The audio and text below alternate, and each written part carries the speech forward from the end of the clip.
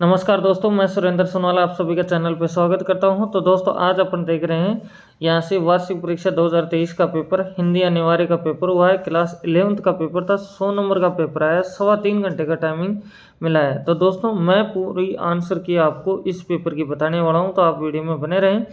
कुछ बच्चों का ये पेपर हो चुका है, कुछ बच्चों का पेपर होना अभी बाकी है। जिनका हो गया उनके लिए कंप्लीट आंसर की बताऊंगा, जिनका नहीं हुआ है उनके लिए ऐसा ही पेपर सेम पैटर्न पे आपका पेपर आने वाला है। तो आप वीडियो में सभी बने रहें।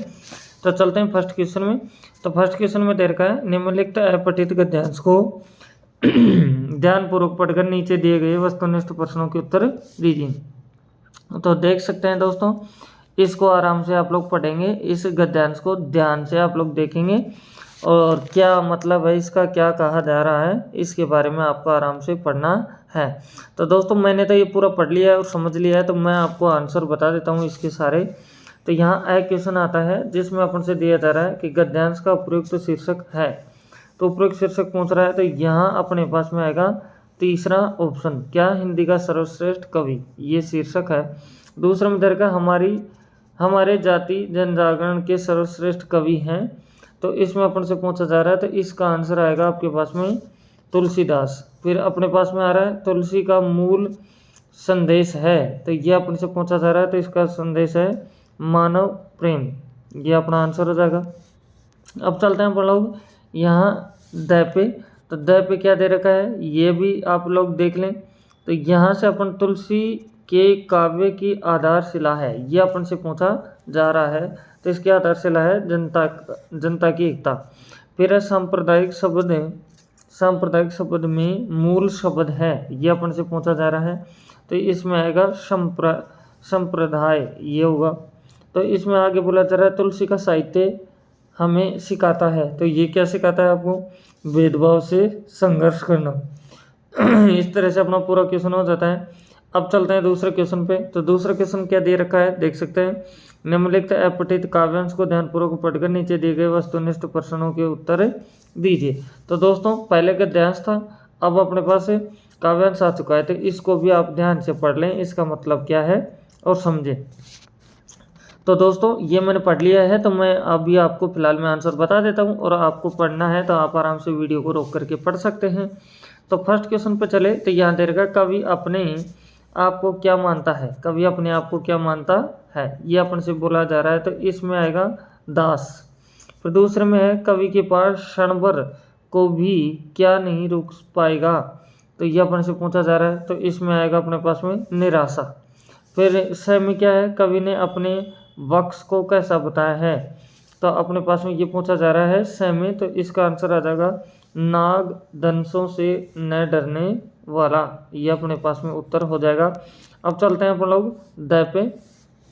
तो यहाँ आपको दे रखा है उपयुक्त काव्यांश का उचित शीर्षक है, ये अपन से बोला जा रहा है। तो इसमें आएगा अपने पास में आत्मविश्वास। फिर ये में क्या है, यहाँ वक्ष शब्द का अर्थ है, तो ये पूछा जा रहा है अपन से। तो इसमें आंसर आएगा छाती। फिर आ रहा है कवि किसकी अर्चना करता है, तो इसमें आ जाएगा अपने पास में फोर्थ, निज देह की।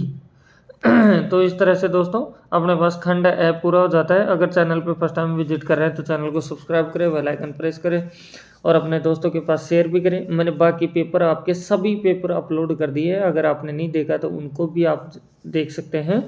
तो अभी तो फिलहाल में चलते हैं अपन लोग खंड ब में और यहाँ तीसरा क्वेश्चन देखते हैं। तो तीसरे क्वेश्चन में क्या दे रखा है ये भी ध्यान से पढ़ेंगे आप लोग। तो बोला जा रहा है निम्नलिखित में से किसी एक विषय पर गर्भित निबंध लिखिए, अपन से ये बोला जा रहा है। और लिखना कितने में है, 300 शब्दों में। तो किसी एक पर लिखना है, चाहे तो आप लिख सकते हैं देश के उत्थान में युवा वर्ग का योगदान, सामाजिक प्रगति एवं महिला, डिजिटल इंडिया, स्वच्छ भारत स्वस्थ भारत, इसके ऊपर भी आप लोग लिख सकते हैं। तो जो आपको अच्छे से आता है उसके ऊपर लिख सकते हैं आप लोग। अब चौथा क्वेश्चन क्या कह रहा है देखेंगे आप लोग। तो इसमें बोला जा रहा है उद्योग मंत्रालय भारत सरकार नई दिल्ली की ओर से एक पत्र लिखिए जो मुख्य सचिव राजस्थान जयपुर को भेजा गया हो, जिसमें शिक्षित बेरोजगारों को ऋण सुविधा उपलब्ध कराने हेतु चर्चा की गई हो, ये अपन से पूछा जा रहा है। 5 नंबर क्वेश्चन है, तो ये भी आप लोग कर सकते हैं, पत्र लिख सकते हैं। और अगर ये नहीं आता तो आप नीचे वाला कर सकते हैं जिसमें बोला जा रहा है अध्यक्ष नगर पालिका खैरतड़ राजस्थान को पत्र लिखकर नगर में व्याप्त गंदगी की शिकायत कीजिए। इसका भी अपन को पत्र ही लिखना है, तो दोनों में से जो बेस्ट लिख सकते हैं आप लोग कर सकते हैं। अब मैं चल रहा हूँ आगे 5वें नंबर क्वेश्चन पे। तो इसमें बोला जा रहा है निम्नलिखित प्रश्नों के उत्तर एक पंक्ति में दीजिए। ये अपन से बोला जा रहा है, तो ध्यान से सुने, मैं सभी क्वेश्चनों का आंसर बताने वाला हूँ। तो यहाँ सबसे पहले बोला जा रहा है, देख सकते हैं आप लोग कि समाचार लेखन के कोई 3 तत्व बताइए। तो इसमें आप लोग लिख सकते हैं, जैसे कि आंसर सुनो, समयबद्धता, निकटता, नाटक, सेक्स, ये आप लोग लिख सकते हैं। फिर इसके बाद में पत्रकारिता लोकतंत्र का कौन सा स्तंभ है? तो पत्रकारिता को लोकतंत्र का चौथा स्तंभ मानते हैं। तो ये कौन सा स्तंभ हुआ? चौथा। अब आगे चलते हैं, खोजी पत्रकारिता किसे कहते हैं? तो इसका आंसर सुनेंगे आप लोग। तथ्यों पर आधारित खबर को खोज कर निकालना खोजी पत्रकारिता कहलाती है। तो ये आपका आंसर हो जाएगा। अभी दोस्तों मेरे हाथ के द्वारा लिखे हुए भी आपको मैं दिखाऊंगा, अभी आप ऐसे सुन लीजिए, फिर मैं आपको दिखा दूंगा आराम से। आगे बोला जा रहा है, कार्टून कोना से क्या आशय है? तो इसमें कर सकते हैं आप, कार्टून कोना लगभग हर समाचार पत्र में होता है। इनके माध्यम से की गई सटीक टिप्पणियां संपादकीय से भी अधिक प्रभावी होती हैं। ये आपका हो जाएगा। फिर ये में क्या है? वॉच डॉग पत्रकारिता किसे कहते हैं?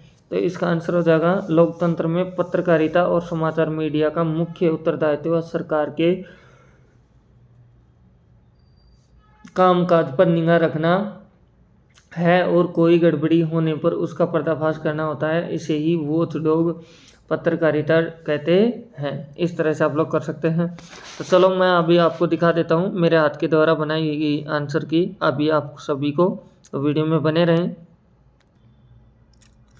तो दोस्तों ये आप देख सकते हैं, फर्स्ट क्वेश्चन था जिसके अंदर अपने पास में ये ए का आंसर है, ब का, स का, द का, ये का और र का। फिर दूसरे क्वेश्चन में ये ऑप्शनों के आंसर हो गए। ऐसे 5 क्वेश्चन था, उसका फर्स्ट में देख सकते हैं समयबद्धता, निकटता, नाटक और सेक्स। और दूसरे में चौथा स्तंभ, पत्रकारिता को कौन सा स्तंभ मानते हैं? ये चौथा। फिर उसके बाद में आप लोग देख सकते हैं ये स का आंसर होगा, द का आंसर ये होगा, ये का यह आंसर हो जाएगा आपके पास में। तो दोस्तों इस तरह से पूरा अपने पास में ये लिखा हुआ था। तो अब वो वापस अपन चलते हैं क्वेश्चंस के ऊपर। दोस्तों अब देख सकते हैं आपके सामने छठा क्वेश्चन आ जाता है, जिसमें आपसे ये बोला जा रहा है कि आज की तनावपूर्ण जिंदगी जीवन शैली पर एक फीचर तैयार कीजिए। तो दोस्तों ये अपने हिसाब से आपको लिखना है। तो और अगर ये नहीं आता है तो आप लोग ये भी कर सकते हैं, जिसमें आपको ये दे रखा है, जैसा कि ये अथवा में दे रखा है कि आपके विद्यालय में आयोजित गणतंत्र दिवस मतलब 26 जनवरी समारोह पर एक प्रतिवेदन तैयार कीजिए। चाहे तो आप ऊपर वाला कर सकते हैं, चाहे ये अथवा में दे रखा है ये भी कर सकते हैं। अब चलते हैं अपन लोग 7वें क्वेश्चन में। तो बोला जा रहा है संदेश किसे कहते हैं?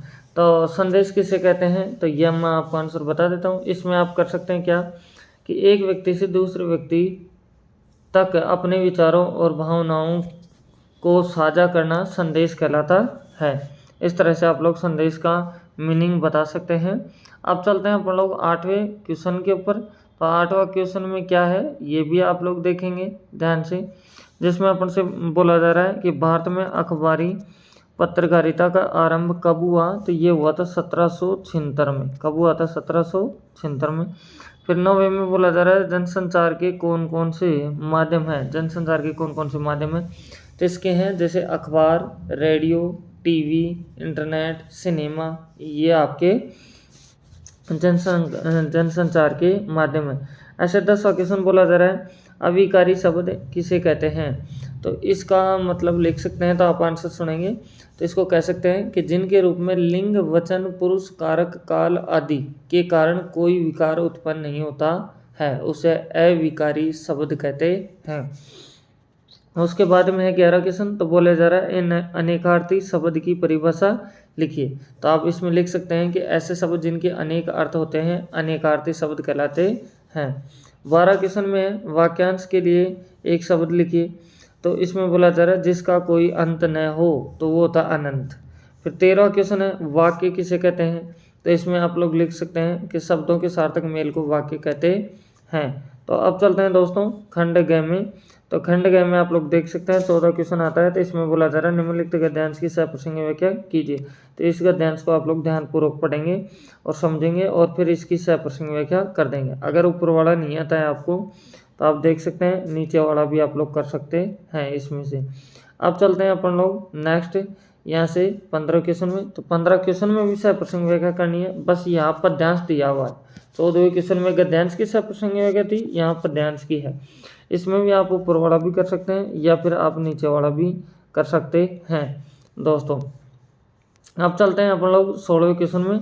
तो 16वें क्वेश्चन में क्या दे रखा है देख सकते हैं आप लोग आराम से।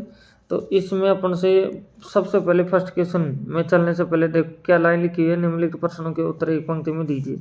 तो यहाँ से ए में दे रखा है सत्यजीत राय किस प्रकार की फिल्मों के निर्माता थे। तो आप लिख सकते हैं इसके अंदर बंगाली मोशन पिक्चर का, बंगाली मोशन पिक्चरों के क्या थे निर्माता थे। तो ब में आप लिखेंगे उसकी आंखों में एक सर्जक की चमक थी, गलता लोहा कहानी में यह वाक्य किसके लिए कहा गया है।